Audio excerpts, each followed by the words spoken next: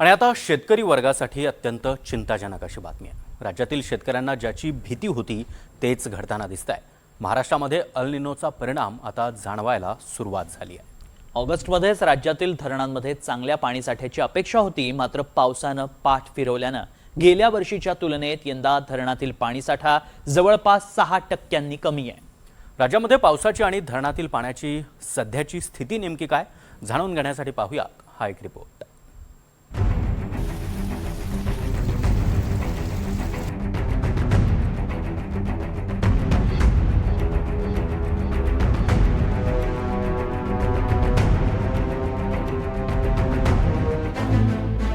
एकतर पाऊस उशिरा आला, त्या जून महिना कोरडा गेला। पुढे जुलैमध्ये पावसानं दमदार हजेरी लावली, पण ऑगस्टच्या सुरुवातीपासून पावसानं पुन्हा पाठ फिरवली आहे। सध्या राज्यातील 3032 मोठ्या, मध्यम आणि लघु प्रकल्पांमध्ये 30,397 दशलक्ष घनमीटर अर्थात 74.48% उपयुक्त जलसाठा आहे।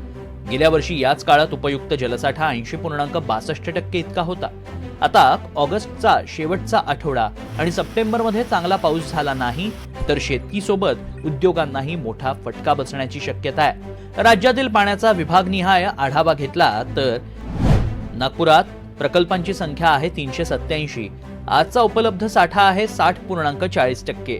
गेल्या वर्षीचा साठा होता 70.68%।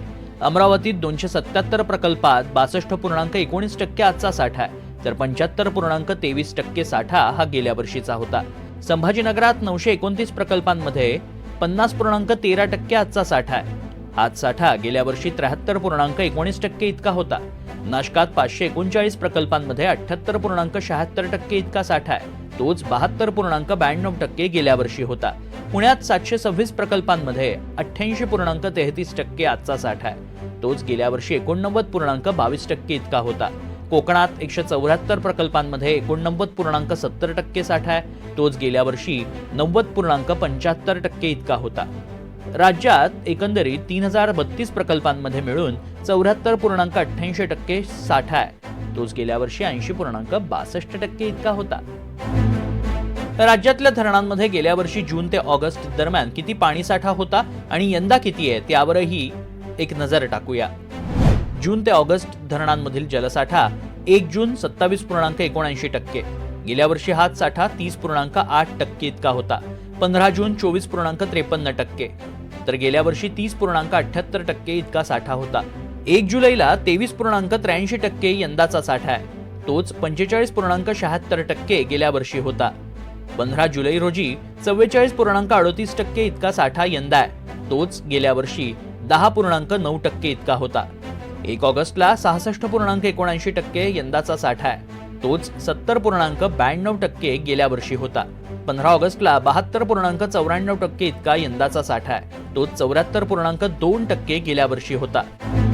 राज्यातील शेतीचा आढावा घेतला तर लातूर जिल्ह्यात पावसाचं प्रमाण कमी राहिल्यानं खरीप पिकांची परिस्थिती गंभीर ठरली आहे। पावसाअभावी पिकांनी माना टाकायलाही सुरुवात केली आहे। पाणी मिळत नसल्यानं पिकं पिवळी पडतायत। अधिकृत आकडेवारीनुसार 20 ऑगस्ट पर्यंत लातूर जिल्ह्यात सरासरीपेक्षा पावसाची 40.5% तूट नोंदवण्यात आली आहे। इतकंच नाही तर जिल्ह्यातील 143 प्रकल्पांमध्ये केवळ 13% पाणीसाठा शिल्लक राहिला आहे।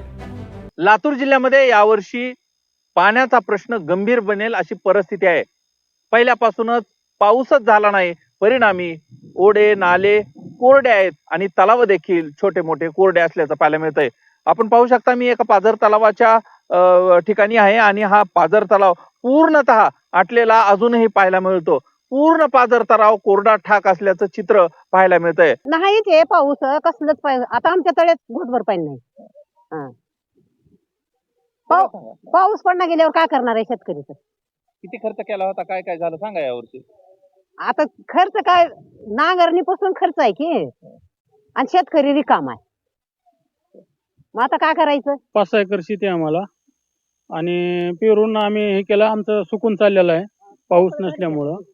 आता काय करावं, जनावराला काय नाही, छावण्या दिले तरी आपल्याला बरं होणार आहे। जनावरासाठी लई आपदा उठले जनावराची, जनावराला हिरवं नाही काय खायला। आता सोयाबीन पेरलेलं वाळून चाललेलं आहे। अमरावतीतही काही वेगळी स्थिती नाही। अमरावती विभागातील 9 मोठ्या प्रकल्पांमध्ये 57.92% पाणीसाठा शिल्लक आहे। गेल्या वर्षीच्या तुलनेत यंदा 27.54% घट झाली आहे। उभं पीक डोळ्यादेखत वाळू लागल्यानं बळीराजा हतबल झालाय। एकूणच जर पाहिलं तर सप्टेंबर महिन्यात सुद्धा अशीच स्थिती जर राहिली तर शेतीसह उद्योगांच्या पाण्याचा प्रश्न जो आहे तो बिकट होण्याची शक्यता या निमित्तानं वर्तवली जात आहे। एकूणच जर पाहिलं तर अमरावती विभागामध्ये 9 मोठे प्रकल्प आहेत आणि या 9 मोठ्या प्रकल्पांमध्ये सध्याचा पाणीसाठा जो आहे तो 57.92% पाणीसाठा आहे।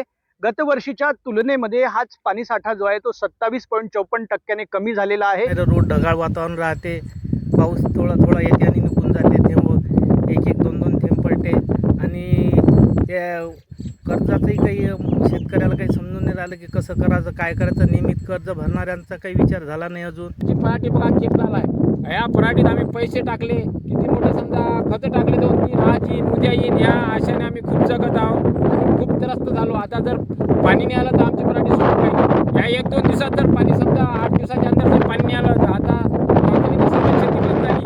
आमची कोणती इलाज होते ते पूर्ण बंद झाली। आम्ही निंदन काढून कशी मजदुरी करत होतो ते पूर्ण बंद झाली, कारण की थक्क झाली, कारण की एकही थेंब पाण्याचा नाही आहे। परभणीच्या जिंतूर तालुक्यातही जलसंकट गंभीर ठरत आहे। 47 तलावांनी तळ गाठलाय।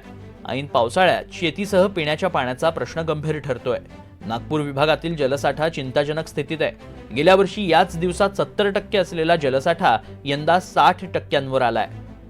ऑगस्टच्या अखेरीपर्यंत जेवढा पाऊस अपेक्षित होता त्यापेक्षा जवळपास 10% पाऊस हा म्हणजे धरण साठ्यामध्ये जे पाणीसाठा आहे तो कमी झाला आहे। त्यामुळे नागपूर विभागात जर पाहिलं आपण तर नागपूर विभागात याच तारखेला गेल्या वर्षी जवळपास 70% पाणीसाठा धरणांमध्ये होता, तो आज 60% आहे। त्यामुळे 387 धरणं नागपूर विभागामध्ये आहे, छोटे, मध्यम आणि लघु आणि मोठे। या सर्व धरणांची जर पाहणी केली, त्याचा जर एकत्रित आकडेवारी काढली तर फक्त 60%च पाणीसाठा जो आहे तो आहे। कृषी मंत्री दत्तात्रय भरणे यांनीही चिंता व्यक्त केली आहे। अल निनोचा परिणाम राज्यातील पावसावर आणि पर्यायानं शेतीवर होत असल्याचं सांगत त्यांनी पावसासाठी देवालाच हात जोडलेत। खरं तर आता पिकं सगळीच पाण्याला आलेली आहेत आणि जिथं कॅनल आहे तिथं सगळीच पिकं एकदम पाणी मागतायत। खालच्यानं वाटते वरच्यानं मिळायला पाहिजे, वरच्यानं वाटते खालच्या मिळायला पाहिजे, पण ह्याला एकमेव उत्तर फक्त पाऊसच आहे।